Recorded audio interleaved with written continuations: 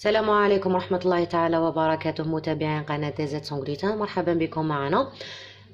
جبت لكم اليوم وصفة تحبوها بزاف، اللي هي لي كريب سونغليتان، لي كريب بدون جلوتين. راح نستعملوا فيها النوتيلا اللي كنا حضرناها سابقا. بدون اطاله ندوزو الى المقادير.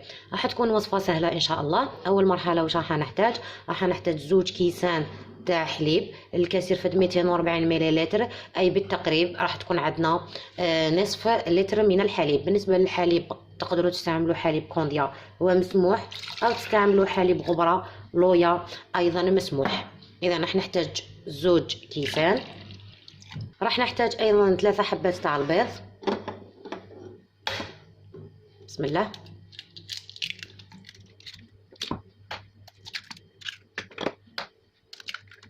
راح نحتاج ايضا يعطيني نكهه جيده مبشور البرتقال او مبشور الليمون، واش يكون متوفر عندكم، يتماشى بزاف مع الشوكولا.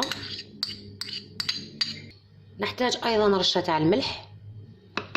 نحتاج ايضا الى فلون فاني، نكهه الفانيلا بدون غلوتين، هذا راح يعوض لي الفانيلا. معناتها راح نحتاج ملعقه الى ملعقتين للنكهه ايضا، باش ينحي لنا الريحه تاع البيض والحليب. نحتاج ايضا الى 3 ملاعق من السكر العادي. بالنسبه الى السكر لهنايا لمرضى السكري ولا اللي ما يحبوش الحلو بزاف تقدروا تنقصوا في كميه السكر. دائما نقول لكم الحاجه اللي نقدروا نتحكموا فيها مش راح تاثر على الوصفه تاعنا. بالنسبه ايضا الى الفرينه لهنايا او الطحين، انا راح نستعمل طحين بدون غلوتين، فرينه بدون غلوتين ريجينات الخاصه بالحلويات. لكن اللي ما عندوش هذا الماركه يقدر يستعمل المدلل ولا ريجينات ولا ريام، اي فرينه تصلح بها الوصفه. انا اليوم هذه هي اللي متوفره عندي، حبيت نجربها معكم. اللي ما عندوش هذه يستعمل اي فرينه بدون غلوتين، اي طحين بدون غلوتين يكون متوفر عنده. اذا هذه انا رايحه نستعمل منها 10 ملاعق. نضيف الملعقه الاولى،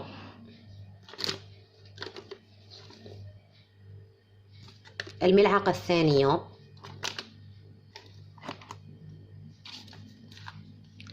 الثالثه، 4، 5، 6. انا لهنا راح نخلط شويه ومن بعد نزيد لها 4 ملاعق اخرى، لانه على ما اظن راهي الكميه راح تفوت الحجم تاع الوعاء تاعي. اذا نهبط هذه الفرينه تشمخ شويه وراح نزيد لها 4. توقفنا عند 6، خليكم تحسبوا معايا.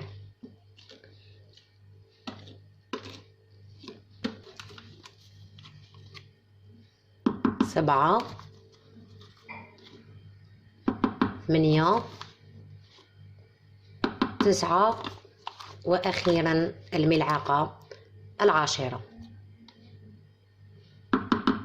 كما راكم تشوفوا لهنايا راح نعاود نقلبها في وعاء اخر.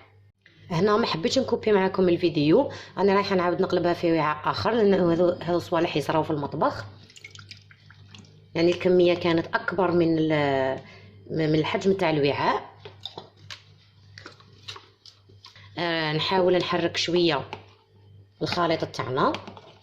تحبوا تستعملوا الفوي، المضرب اليدوي، ونعاود نرجعها للطاس او نخلطها بالميكسر بالبغا مباشره في هذا الوعاء.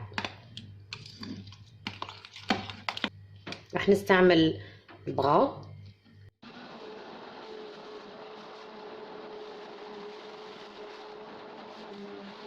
شوفوا القوام اللي تحصلنا عليه كيفاش يكون.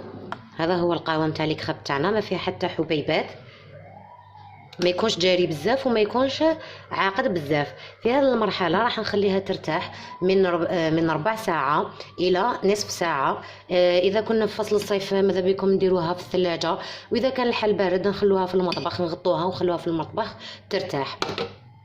هاو الخليط تاعنا بعد ما ارتاح، شوفوا القوام تاعو كيفاش يكون. هنا ما تخافوهاش اذا جاتكم شويه ناشفه، محسوب الخليط يكون ثقيل شويه، تقدروا تضيفوا له شويه ماء او حليب. نجوزو نطيبوها فوق النار، فوق المقله تاع التيفال. نحط المقلاة تسخن فوق النار، نكون جبت منديل ورقي مخطوب شويه زيت ونمسح المقلاة تاعنا بالزيت. ماذا بكم تكون المقلاة ما تلصقش، من الافضل باش تنجح معنا الوصفه وما يتقطعوش وما يلصقوش. نمسح المقلاة مليح نخليها تسخن. ناخذ كميه في الغراف ندير في المقلاة ونحاول نجوزها كامل باش تجيني طبقه دائريه رقيقه.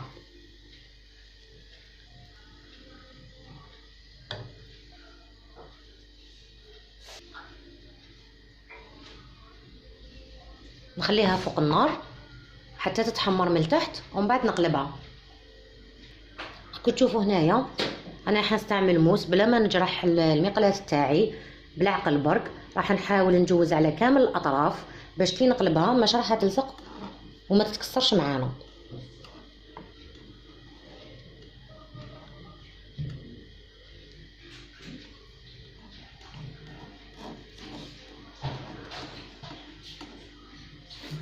الان حنستعمل يدي نحاول نقلبها غير بالعقل ونزيد نخليها تتحمر على الوجه الثاني. نحاول نقلبها بهذه الطريقه باش كامل تدي اللون الذهبي.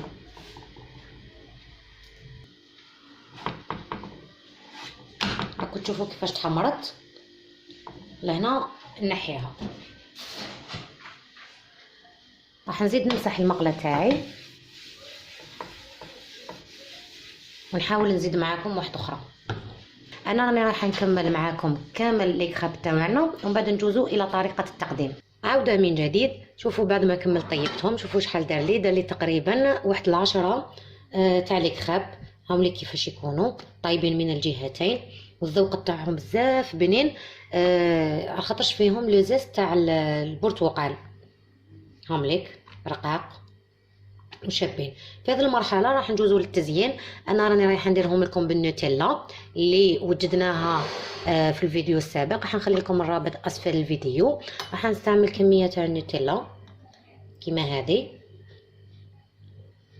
وتقدروا تستعملوا مش تحبوا تقدروا ديروا المربى، تقدروا ديروا مكسرات، تقدروا تضيفوا اي حاجه بدون غلوتين. التزيين يبقى اختياري.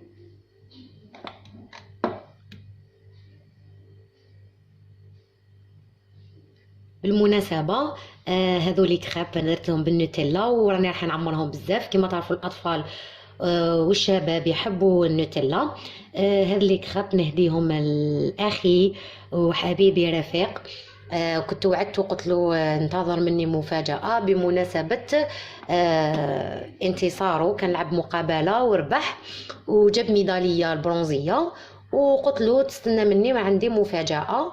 اذا راني حضرت له هذول كراب على بالي بلي يحبهم بالنوتيلا، راني وجدتهم له نحطها في صحن التقديم. طريقه التزيين ايضا تبقى اختياريه. انا عندي هذا القمع الصغير درت فيه النوتيلا، راني رايحه نزوقهم معكم. تقدروا ديروا لهم الكراميل.